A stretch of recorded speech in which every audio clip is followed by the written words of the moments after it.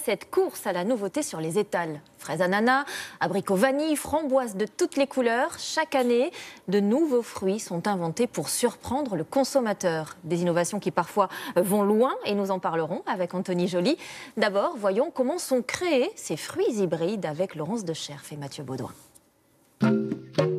Inédits, étonnants, colorés, les fruits de nos étals débordent aujourd'hui d'originalité.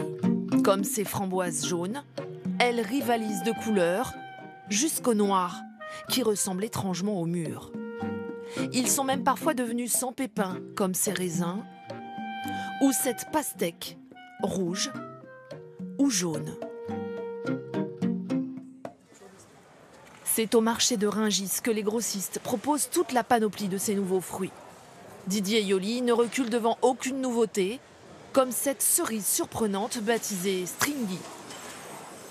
Ça ressemble à l'effet d'un string. Ce qui est quand même assez magique et fabuleux, c'est que de façon naturelle, vous avez un trait comme si ça a été peint à la main sur toute la moitié de la cerise.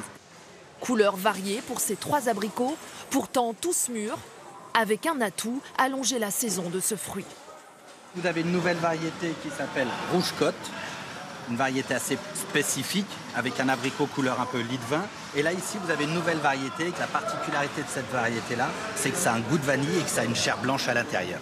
Si on avait uniquement la même variété, les abricots ou les pêches ou les nectarines, on les aurait uniquement pendant une dizaine de jours. Alors, comment naissent ces nouveaux fruits? C'est le travail du sélectionneur. Dans ces serres, chaque année sont créées de nouvelles variétés de fraises, un travail d'orfèvre, long, voire chirurgical. Donc on vient délicatement tapoter la fleur à seule fin que le pollen se dépose sur le pistil.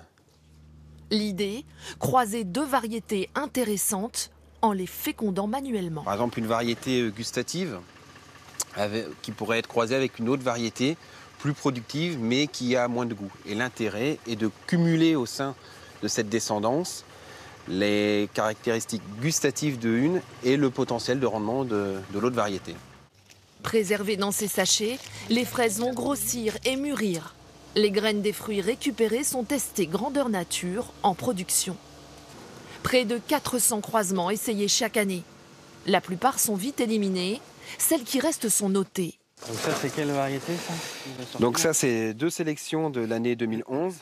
Notées durant plusieurs années sur des critères de fermeté, de goût ou de rendement. C'est 2 croisements qui sont proches, mais qui sont différents. Celle-ci est vachement meilleure. Celle-ci est meilleure, oui. Mais celle-ci, elle a un potentiel de production beaucoup plus élevé, quoi.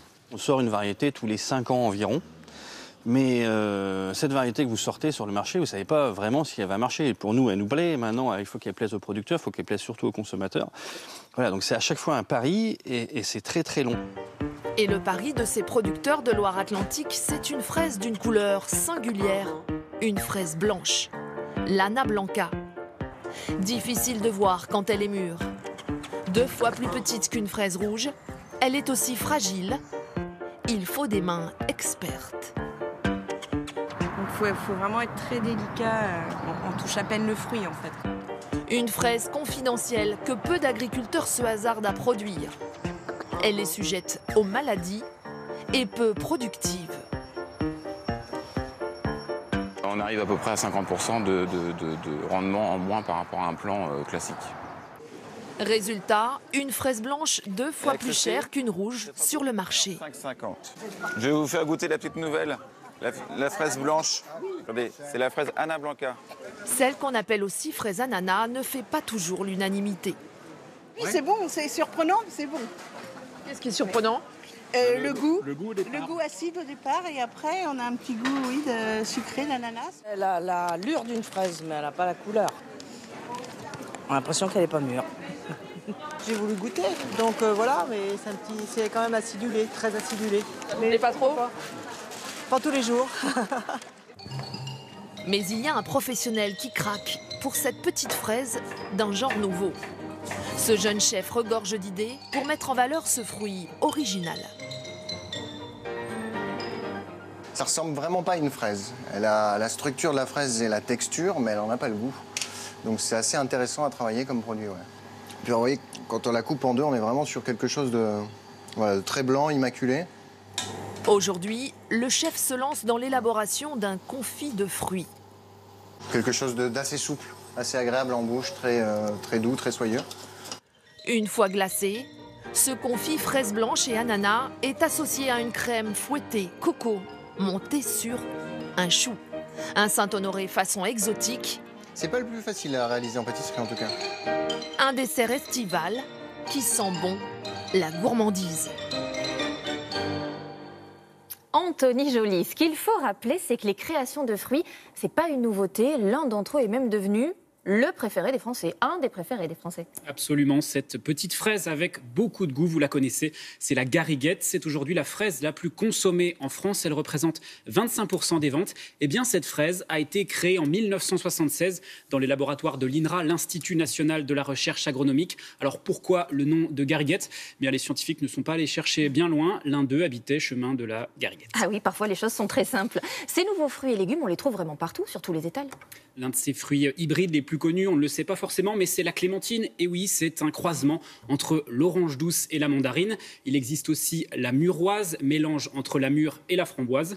Plus original, connaissez-vous l'oignon qui ne fait pas pleurer ? J'en ai entendu parler, mais pas on plus. a tous essuyé une petite larme dans notre cuisine à cause des oignons. Eh bien, des Japonais ont mis sur le marché un nouveau légume. Ils ont réussi à isoler l'enzyme qui provoque les larmes. Les propriétés gustatives sont identiques. Il est commercialisé depuis maintenant un peu plus d'1 an, mais pas encore en France. En tout cas, ces aliments hybrides sont étonnants, ça c'est vrai. Ils posent aussi question, est-ce qu'on peut les qualifier d'OGM ? Pas du tout, on l'a vu dans le reportage, c'est simplement une reproduction entre deux fruits. La nature pourrait tout à fait produire ces mélanges par hasard, mais comme il s'agit de variétés qui ne poussent pas au même endroit, il faut leur donner un petit coup de pouce pour marier ces fruits. C'est un mélange, pas une modification de gènes, donc aucun risque pour la santé. Merci beaucoup pour toutes ces précisions, Anthony.